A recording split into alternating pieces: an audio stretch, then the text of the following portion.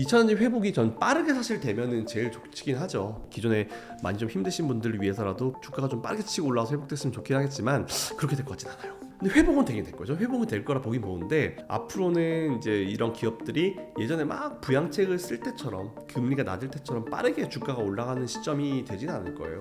천천히 오르락 내리락 하면서 이제 올라가는 그런 분위기가 나올 거다라고 보고 있기 때문에 일단은 커버링은 되겠지만 천천히 회복되는 과정이 있을 거고 저는 이미 회복 과정은 이미 시작됐다라고 보고 있어요.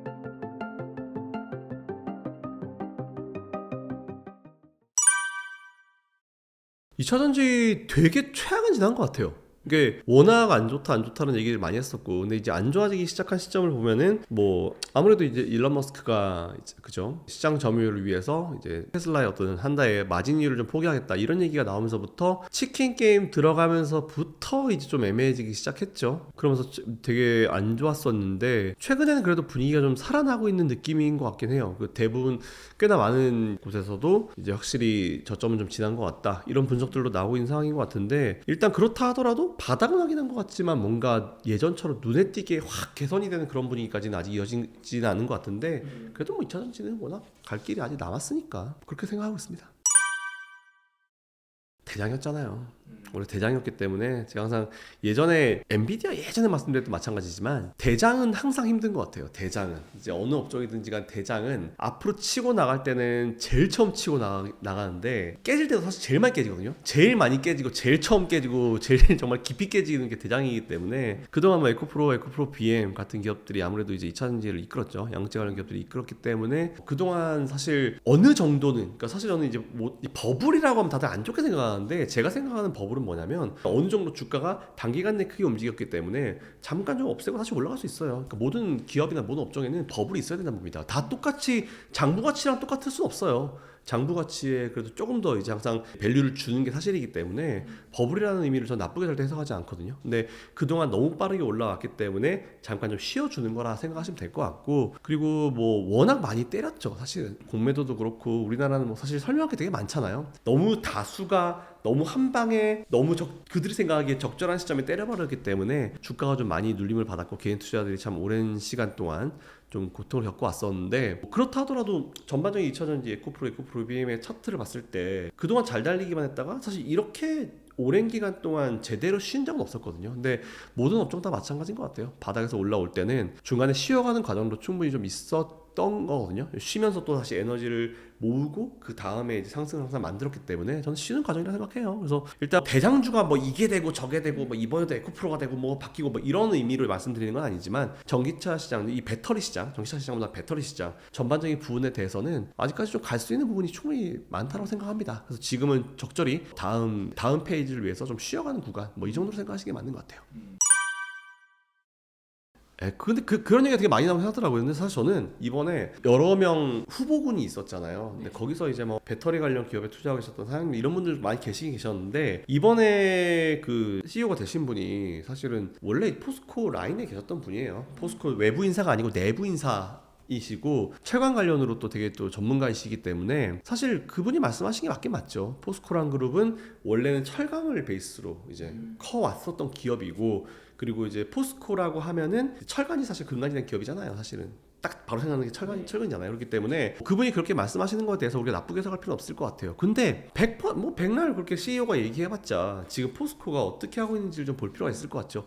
2차전지 계속 투자하고 있고 공장 늘리고 있고 뭐 계속 하고 있는 그런 분위기잖아요. 그러니까 포스코도 제가 항상 말씀드리는 거는 어떤 기업이든지 간에 한 업종 한 곳에서만 돈이 나오면은 장단점이 분명히 다 있어요. 근데 사업의 포트폴리오를 관련성이 있다라고 하면은 사업의 포트폴리오를 늘릴 필요는 분명히 있다라고 보는데 포스코는 제가 봤을 때는 그냥 그 하고 있는 사업의 포트폴리오를 늘리고 있다라고 좀 보시면 맞는 것 같아요. 그래서 저는 지금 관련된 2차전지 배터리 관련된 여러 가지 뭐 투자하고 있는 부분들이 뭐 CEO가 바뀌었다고 낄 거라 생각하지는 않습니다. 그리고 CEO가 만일 배터리 쪽 전문가가 들어왔다 한다 하더라도 근간이 된 철강을 확 줄이고 배터리 확 늘리지는 않을 거거든요. 그러니까 어쨌든 항상 이래 그런 거잖아요. 포스코 하면은 물론 배터리 쪽 매출이 앞으로는 기대가 되게 많이 되지만 지금 대부분의 매출이 철강에서 나와요. 원래 잘하던 거를 잘하게 놔둬야죠. 새로 내가 뭐 어떤 산업에 대한 포트폴리오를 만든다 하더라도 기존 거를 포기하고 그걸 들어가면은 이게 분위기가 아예 바뀌어요. 그렇기 때문에 기존에 잘하던 거는 앞으로 계속 잘할 수 있게 딱 내가 뭔가 믿음직한 베이스를 딱 완벽하게 해놓고 그걸 계속 잘할 수 있게 유지를 해놓은 상태에서 다른 어떤 포트폴리오, 사업의 포트폴리오를 넣는 그런 방식이기 때문에 CEO가 바뀌어가지고 그분이 뭐 철강통이라고 해가지고 새로운 업종에 대한 포트폴리오를 없앤다, 줄인다, 이거는 되게 초등 거의 뭐 이건 아메바적인 발상이기 때문에 그런 식으로도 나쁜 기사를 쓰는 분들이 또 있을 수 있어요. 근데 그런 거는 마음 안 쓰셔도 됩니다. 뭐 당연히 할 수 있는 건 다 해야죠 지금. 얼마나 잘 되고 있어요. 그러니까 지금 자동차 기업의 예를 들어도 마찬가지예요. 그러니까 아마 현대차 설명을 드리면 여러분이 이해가 빠실 텐데, 현대차도 원래 내연기관 베이스였잖아요. 네.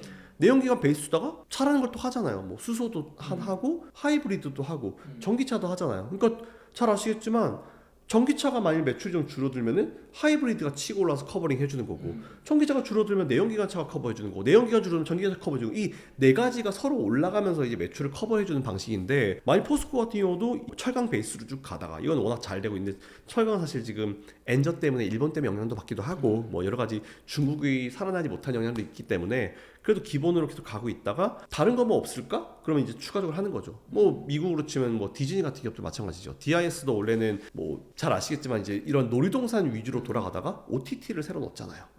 그러니까 원래 없었던 매출이 새로 생기는 거죠. 그러다 보니까 그 OTT 생기고, OTT가 막 예를 들어서 되게 잘 나간다 하더라도 이 기존에 이걸 줄이겠습니까? 안 줄이죠. 이건 이대로 더 잘 나갈 수 있게 만드는 거고, 추가로 넣은 것도 잘 만들어서 더 매출을 올릴 수 있게 만드는 거고, 그게 사실은 기업 경영의 기본이기 때문에 포스코도 아무리 CEO가 바뀌었다, 이분이 뭐 철강통이라 하더라도 철강을 위주로 밀어붙이고 전기차를 버린다? 배터리를 버린다?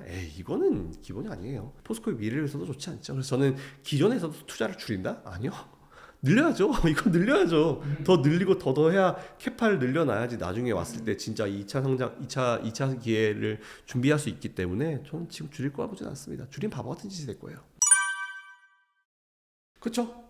지금에서 이제 어떻게 유지가 되는지를 좀 볼 필요가 있을 것 같고, 뭐 만약 궁금하신 분들은 주주총회를 한번 가보시는 거 되게 좋아요. 주주총 가서 아마 나오시겠죠? 그렇게 되면 직접 이제 그분께 여쭤보는, 포스코에 물어보는 방식이 되게 좋을 건데, 제가 했던 얘기 똑같이 할 겁니다. 사업의 새로운 포트폴리오이기 때문에 절대 그걸 포스코가 포기하진 않을 거예요. 포기하면 바보죠. 아니 돈 벌 수 있는 구석이 있고 이미 투자를 많이 했는데 그걸 왜 줄여요?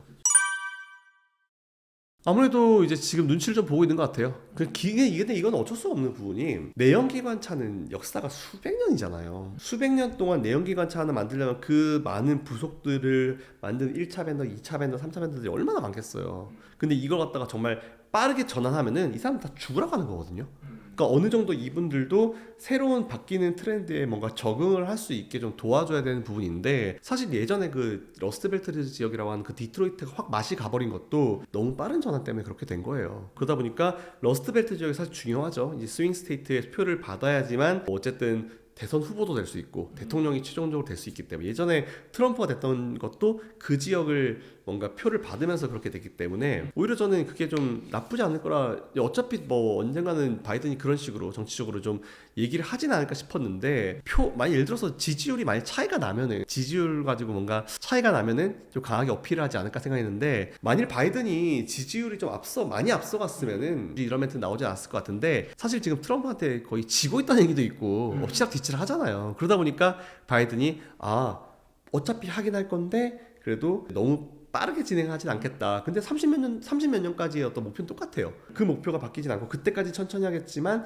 일정 기간이 지나고 나면은 좀 속도를 빨리 해서 전환하겠다. 이런 식으로 나온 거기 때문에 전반적인 큰 그림의 변화는 없습니다. 그러니까 단기적으로 눌릴 수 있죠. 단기적으로 뭐 아마 오늘도 2차전지 관련주들이 좀 눌림이 있을 수 있긴 있겠지만, 이거는 뭐 단기적인 흐름이라 보시면 될 것 같고요. 어떻게 보면은 이제 내연기관차들 관련 기업들한테 좀 살 수 있는 그런 구간, 적응할 수 있는, 이 바뀌는 추세에 적응할 수 있는 그런 시간을 주는 어떤 액션이기 때문에 그거는 뭐 어쩔 수 없는 부분인 것 같아요. 근데 정말 안타까운 부분은 바이든 대통령의 지지율에 따라서 그 멘트가 나온 거기 때문에, 지지율이 좀 높았으면 이런 멘트를 절대 나오지 않았을 거라고 생각하긴 하지만, 그래도 나왔던 멘트, 그리고 사실 이 멘트가 당장 좀 나온 좀 됐어요. 이거 관련돼 가지고 이럴 수 있다라고 얘기한 부분. 그러니까 뭐 미국의 노조들이 원래 이제 막 이렇게 했으면 좋겠다 얘기했을 때 바이든이 그렇게 하자라고 했던 게 이미 좀 됐거든요, 기간이. 그래서 이미 우리 바이든 지지하겠다 이런 식으로 나온 게 사실 오늘이 아니고 좀 됐어요. 이게 당장 바로 나온 어떤 그런 이슈가 아닌데 이것도 굳이 놀래가지고 시장이 이렇게 하는 것도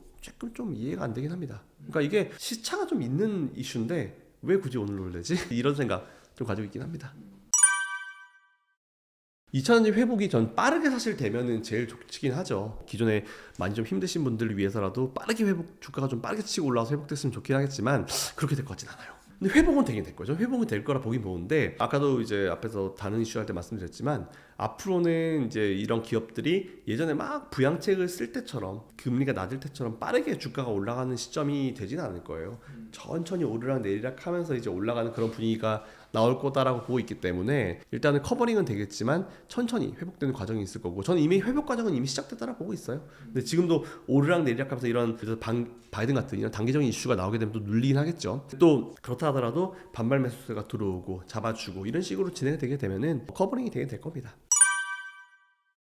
이게 중요해요. 사실은 예전에 우리나라 뭐 태양광 제가 지난번인가 한 말씀드렸지만 태양광의 과거를 봤을 때 물론 지금과는 되게 많이 다릅니다. 많은 포인트가 다른데 그때 당시에도 사실 제가 이 2차전지 관련주들을 그럼 나중에 언제 매도해야 될까요? 라는 질문을 누가 주시면 제가 이런 말씀 드리는데 관련 기업들이 이제 투자를 줄이기 시작하거나 투자를 이제 아예 줄이거나 중지시키기 시작하는 시점에 우리는 2차전지주를 전량 다 매도해야 된다라는 이런 말씀을 드리는데 예전에 이제 실제로 태양광 때가 그랬어요. 태양광도 한참 잘 치고 가다가 중국이 들어왔죠. 그러면서 단가가 확 낮아지면서 우리나라 태양광 기업들이 투자하겠다고 했었던 공장 증설을 연기를 시키거나 캔슬을 시켜버렸어요. 물론 그 전에 고점 나왔습니다. 그 점에 고점 나오고 주가가 쭉 떨어지고 나서 나중에 이제 공장 증설이나 이런 거를 안 하겠다. 물론 그 전에 떨어지면서도 소문은 돌긴 돌았어요. 그러니까 이런 걸 중간에 우리가 체크할 필요는 있을 것 같고, 그러니까 그런 얘기가 나오기 전까지는 해당 업종의 투자는 그대로 이어가야 되거든요. 근데 그런 얘기가 사실은 지금은 전혀 없어요. 그러니까 비단 우리나라뿐만 아니고 다른 나라 해외 기업들 같은 경우도 오히려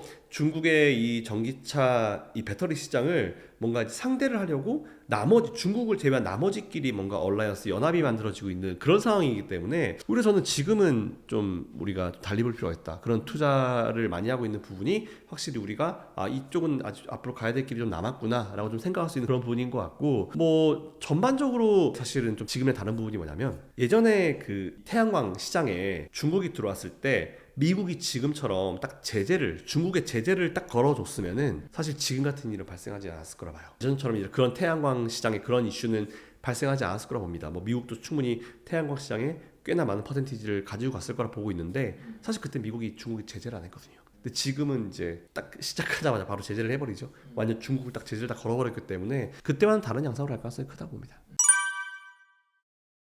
맞아요. 올해 처음으로 갔죠. 올해 처음에 말레이시아에 공장을 갔는데 그것도 의미가 크다고 봐요. 저는 사실 이게 각 기업들이 예전에도 경기 침체 얘기 되게 많이 나왔을 때 경기 침체 아니다라고 주장했었던 이유가 기업들이 계속 투자를 하고 있었거든요. 그러니까 다시 또 이런 말씀드리지만 우리나라는 IMF라는 거에 되게 트라우마가 있는 국가예요. 그렇기 때문에 경기가 안 좋아질 것 같고 진짜 안 될 업종이라고 하면은 대기업들이 투자 안 합니다. 절대 안 해요. 정부가 해라 하면 조금 하는 척은 할 수 있겠지만 절대 나서서 안 하거든요.